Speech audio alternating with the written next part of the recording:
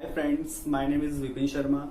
आज हम एनसीईआरटी का new topic differentiability, limit and continuity start करने वाले हैं। सबसे पहले लिमिट टॉपिक होगा हमारा। लिमिट क्या होता है? Limit x tends to a f x is equal to L, जिसको हम लेफ्ट हैंड साइड लिमिट लिखते हैं limit f x, limit x tends to a minus f x, और राइट हैंड साइड को लिखते हैं limit x tends to a positive f x, और वो एक फिक्स वैल्यू के बराबर होनी चाहिए। ठीक है, देखिए सम रिजल्ट्स ऑफ लिमिट्स के कुछ रिजल्ट्स आ जाते हैं, जैसे कि Axiom limit x tends to a f x and limit x tends to a g x both exit, ये दोनों के दोनों एग्जिट करेंगे किस पे? And C is any real number. अगर सी कोई रियल नंबर हो तो इसको लिखा जाता है फर्स्ट में limit x tends to a c f x, तो ये जो कांस्टेंट पार्ट होता है ये बाहर आ जाता है। इसी तरह से सेकंड रिजल्ट रहता है इसका limit x tends to a f x plus minus g x, अगर होता है तो इनको अलग अलग करके भी लिमिट को ले लेते हैं। ठीक है, तीसरा होता है limit x tends to a f x into g x होता है, तो इसको हम लिखते हैं limit x tends to a f x into limit x tends to a g x. ऐसे ही फोर्थ होता है इसमें limit x tends to a f x upon g x, तो इसको हम लिखते हैं अलग अलग भी करके लिख सकते हैं limit x tends to a f x upon limit x tends to a g x. But अगर यहाँ पे जी एक्स 0 के बराबर हो जाता है तो ये पूरा फंक्शन मीनिंगलेस हो जाता है, इसलिए यहाँ पे जरूरी है, नेसेसरी है कि g x not equal to 0।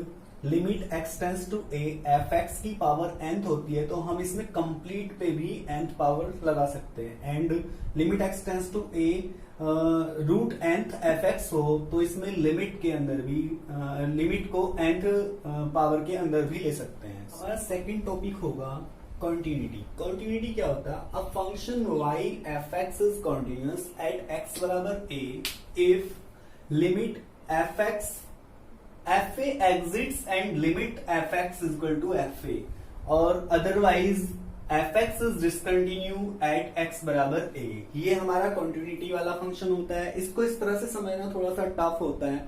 अगर हम 12th की बात करें, 12th में 5.1 डिपेंड ऑन कंटिन्यूटी, तो इस फंक्शन को समझने के लिए कुछ एग्जांपल मैं आपके सामने बताने जा रहा हूं, जैसे कि f x is equal to 1 if f less than equal to 0 and 2 if x greater than equal to 0। इसकी हेल्प से हम इसको कंटिन्यूटी को समझते हैं। कैसे? अगर मैं इसका ग्राफ ड्रॉ करता हूं तो ग्राफ के अकॉर्डिंग हम इसको समझ पाएंगे। जैसे कि कहा गया है ये एक्स पॉजिटिव होता है, ये एक्स नेगेटिव होता है।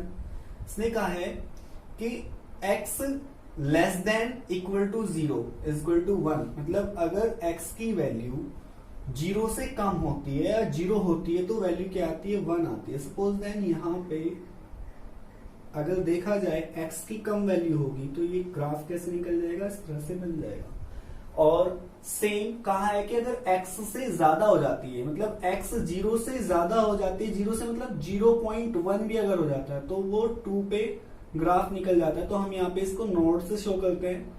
नोड का मतलब होता है कि एग्जैक्ट x बराबर 0 पे ये नहीं है, उससे 1 पॉइंट समथिंग पे जाके स्टार्ट हो रहा है और ये इस तरह से निकल जाना है।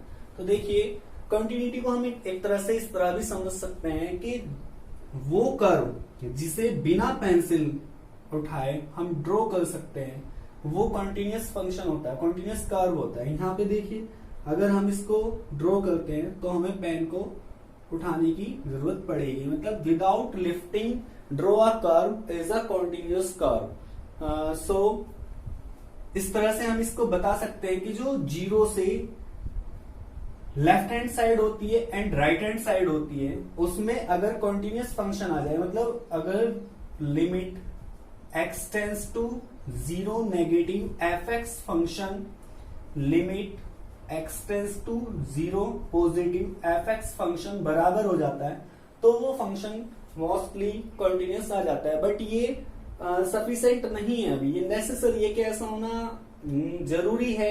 अभी सफिशिएंट कंडीशन क्या चेक की जाती है कि ये जो एग्जैक्ट पॉइंट होता है उसको भी बराबर होना चाहिए। फॉर एग्जांपल हम इसको दूसरे एग्जांपल से समझते हैं, क्योंकि इससे हमें पता लगा कि ये ग्राफ कंटिन्यू नहीं है, ये कैसा है? डिसकंटिन्यू। देखिए एग्जैक्ट वही पॉइंट निकालने, जैसे कि left hand limit and right hand limit और एग्जैक्ट पॉइंट के अकॉर्डिंग हम इस एग्जांपल से समझते हैं कि कॉन्टिन्यूअस फंक्शन होता क्या है। देखिए अगर मैं इसका ग्राफ ड्रॉ करता हूं तो आपको x के पॉजिटिव एंड x के नेगेटिव साइड, इसने कहा है x नॉट इक्वल टू 0, जब x 0 नहीं है तब उसकी वैल्यू कितनी है 1। मतलब कि अगर x 0 ना लिया जाए तो नोड से शो कर रहा हूं इसको। नोड का मतलब आपको मैं पहले बता चुका हूं कि इसकी वैल्यू 1 हो जाती है अगर ये x छोटा हो 0 से, मतलब नॉट इक्वल टू 0, 0 ना हो, चाहे तो 0 से छोटा हो या फिर 0 से बड़ा हो, तो ये किससे निकल जाती है 1 से निकल के ग्राफ चला जाता है, ये 1 वैल्यू हो जाती है।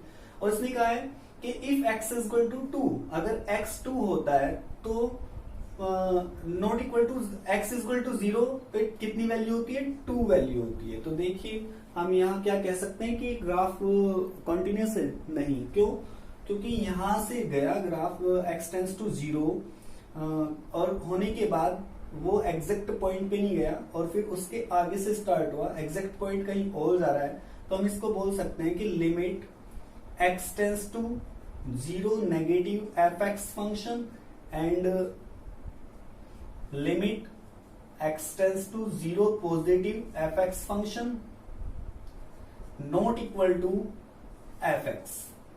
इसका मतलब क्या होता है कि अगर लेफ्ट हैंड लिमिट और राइट हैंड लिमिट उस फंक्शन पे चेक किया जाए और वो फंक्शन की इक्वल ना आए, that is the this function is continuous. ठीक है, तो अब हमने एक चीज तो जान लिया कि इस फंक्शन को कॉन्टिन्यूअस होने के लिए हमें क्या निकालना पड़ेगा, limit x tends to 0 negative fx function और limit x tends to positive 0 positive fx function and fx function उस एग्जैक्ट पॉइंट पे वैल्यू बराबर होनी चाहिए। अगर ऐसा होता है, ये सफिशिएंट और नेसेसरी दोनों ही कंडीशन है। अगर ये फंक्शन बन जाता है तो function is a continuous, otherwise function discontinue. उसके बाद फंक्शन कैसा हो जाता है, discontinue. Algebraic of continuity function, ये कॉन्टिन्यूटी का ही टॉपिक होगा। Suppose f and g be two real functions continuous at a real number c, तब क्या होता है, अगर f और g दोनों ही कॉन्टिन्यूअस फंक्शन हैं किसी भी पॉइंट c पर, तो इनका समेशन भी कॉन्टिन्यूअस ही होगा। और ऐसे ही अगर दोनों f और g कॉन्टिन्यूअस फंक्शन है तो इसको अगर घटाया जाए, माइनस किया जाए, तो भी वो क्या होता है, कॉन्टिन्यूअस ही होगा। ऐसे ही इनटू और अपॉन भी कॉन्टिन्यूअस होगा। For example suppose then fx is a sin x and gx cos x, तो ये दो हमारे अलजेब्राइक फंक्शन हैं।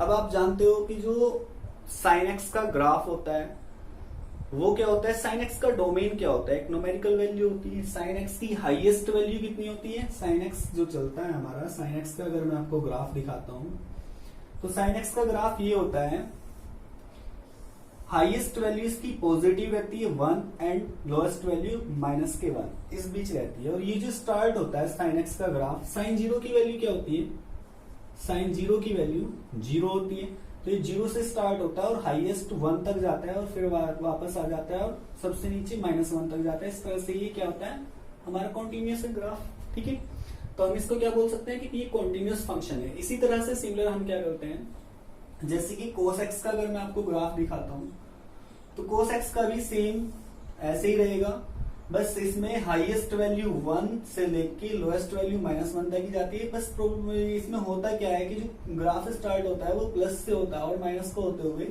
इस तरह से कंटिन्यू होता रहता है।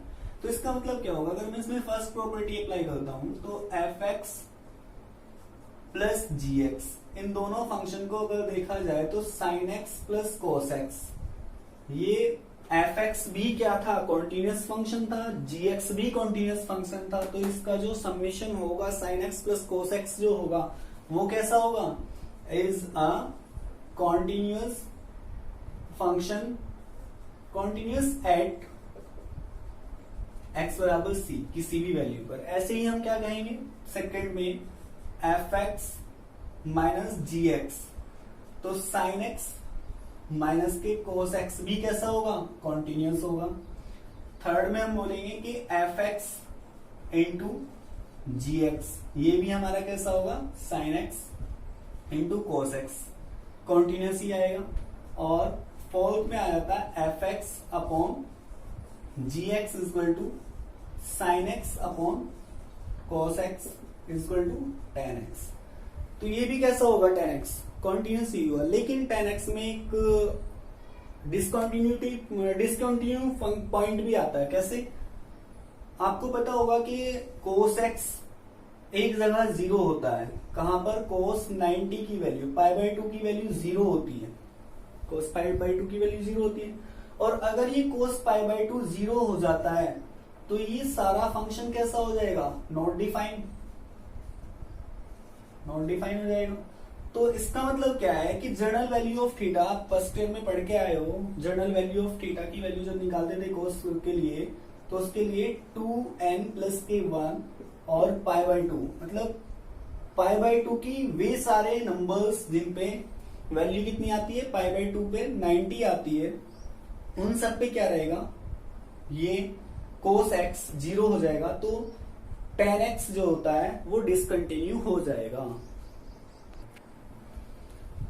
हमारा थर्ड टॉपिक होगा डिफरेंशियबिलिटी। डिफरेंशियबिलिटी क्या होता है, the derivative of f x is defined as f dash x is equal to limit x tends to infinite f x plus के एच माइनस के f x upon h provided the limit exist. अगर यहाँ पे limit exit कर जाती है तो हम इसका डेरिवेटिव निकाल लेते हैं। मतलब डेरिवेटिव निकालने का जो फॉर्मूला होता है वो ये होता है, सभी फॉर्मूला इसी से निकाले जाते हैं डेरिवेटिव के। रूल्स फॉर डिफरेंशिएशन, डिफरेंशिएशन के कुछ रूल्स होंगे, जैसे कि सबसे पहले जिसकी भी हम रेस्पेक्ट में डिफरेंशिएट करते हैं उसको लिखते हैं d over d x. Suppose then अगर एक्स के रेस्पेक्ट में कर रहे हैं तो डी एक्स हो जाएगा, वाई के रेस्पेक्ट में कर रहे हैं तो डी अपॉन डी वाई हो जाएगा। अब देखिए D over d x, x की पावर एन का जो डेरिवेटिव डिफरेंशिएशन करने के बाद आता है वो पावर सामने आती है और पावर में कम हो जाता है, मतलब एन एक्स की पावर एन माइनस 1 हो जाएगा। ठीक है। Second d over d x a की पावर एक्स, ए की पावर एक्स का जो फॉर्मूला होता है ए की पावर एक्स लॉग ए और बेस ई होता है, ऐसे ही ई की पावर एक्स का ई की पावर एक्स होता है differentiation. D over d x log x और बेस ए, इसका जो डिफरेंशिएशन फॉर्मूला होता है वो 1 अपॉन एक्स लॉग ए बेस ई होता है, और log x का जो डिफरेंशिएशन होता है बेस e पे वो 1 ओवर x होता है। ये दोनों बहुत अच्छे फॉर्मूले हैं, इनको याद करने में थोड़ा सा प्रॉब्लम भी हो सकती है। हल्का सा कंसेप्ट है कि इसका बेस e है और इसका बेस a है। a बेस होने पे 1 upon x log a base e हो जाता है, और अगर बेस e है तो इसका क्या हो जाता है 1 ओवर x हो जाता है। ठीक है। इसके बाद d over d x sine x का क्या होता है कोस एक्स, और d over d x cos x. ध्यान रखना जितने भी c पार्ट होंगे वो सभी माइनस छोड़ेंगे, तो cos x का जो होता है वो माइनस के sin x हो जाएगा। And d over d x ten x का होता है sec स्क्वायर x, और डिफरेंशिएशन ऑफ cot x का होता है माइनस के cosec स्क्वायर x, और ऐसे ही sec x का होता है sec x into ten x, and cosec x का होता है माइनस के cosec x and ten x. ठीक है। और अगर कोई भी कांस्टेंट पार्ट होता है जिसके हम रेस्पेक्ट में करते हैं, सपोज देन अगर 5 या 6 ऑल कांस्टेंट वैल्यूज या फिर t, तो इनका जीरो हो जाता है। अगर x के रेस्पेक्ट में कर रहे हैं और वहां केवल कांस्टेंट पार्ट है तो वो जीरो हो जाता है। ये मोस्ट इंपोर्टेंट पार्ट है। Next d over d x sine inverse x, inverse वाले फंक्शन का जो फॉर्मूला होता है वो होता है 1 अपॉन अंडर रूट 1 माइनस के एक्स स्क्वायर। और देखिए जो साइन इनवर्स x का होता है वही कोस इनवर्स x का होता है, बस फर्क कितना आता है, चेंजेस ये होगा कि जो सी पार्ट होगा वो माइनस छोड़ देगा, इतना ध्यान रखना। और ऐसे ही टेन इनवर्स एक्स का जो होता है 1 अपॉन 1 प्लस के एक्स स्क्वायर हो जाएगा। जो टेन का था वही कोट का होता है, लेकिन सी पार्ट आ जाता है फिर से माइनस छोड़ देता है। ऐसे ही सेक एक्स का जो होता है 1 upon x under root x square minus 1 होता है, लेकिन फिर से इसमें सी पार्ट आ जाता है तो ये क्या करता है माइनस छोड़ देता है। देखिए और भी कुछ फॉर्मूले होते हैं जो product rule and quadrant rule या फिर चेन रूल अप्लाई होंगे।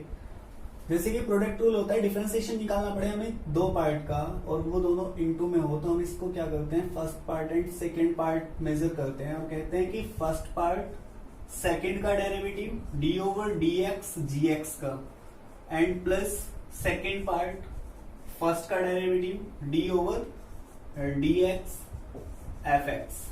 ऐसे ही जो क्वाड्रेंट रूल होता है अपॉन में लिखा होता है, इसमें क्या करते हैं हम डिनोमिनेटर का स्क्वायर और होता है डिनोमिनेटर, नॉमिनेटर का डिफरेंशिएशन माइनस नॉमिनेटर और डिनोमिनेटर का differentiation d over d x g x. ऐसे ही हमारा चेन रूल आता है। चेन रूल में क्या होता है, दो फंक्शन के अंदर फंक्शन होता है, जैसे कि D over d x F G x. ये एफ एक्स अपने आप में एक फंक्शन है और उसका भी जी एक्स है। तो हमने पहले जी एक्स को एक्स माना, तो हमने क्या किया, एफ डैश एक्स मतलब पहले वाले का डिफरेंशिएशन कर दिया और फिर जिसको एक्स माना था उसका डिफरेंशिएशन कर दिया। ठीक है, इसके बाद आता है पैरामेट्रिक रूल। पैरामेट्रिक रूल क्या होता है, जब हमारे दो फंक्शन होते हैं और हमें वो डिफरेंशिएट करना होता है, तो जैसे कि x equal to f1t and y equal to f2t है, इसका मतलब दो फंक्शन है और हमें निकालना है dy ओवर dx। तो हम क्या करेंगे, पहले y वाले फंक्शन का t के रेस्पेक्ट में डिफरेंशिएट करके और x वाले फंक्शन को भी t के रेस्पेक्ट में डिफरेंशिएट करके dy over dt into dt over dx निकाल लेते हैं और ये क्या आ जाता है, हमारा पैरामेट्रिक फंक्शन हो जाता है। So these formulas are differentiation. Chapter start करने से पहले ये सारे नॉलेज आपको होनी चाहिए। उसके बाद हम एक्सरसाइज स्टार्ट करेंगे जिसमें टोटली कंसेप्ट होगा कंटिन्यूटी का।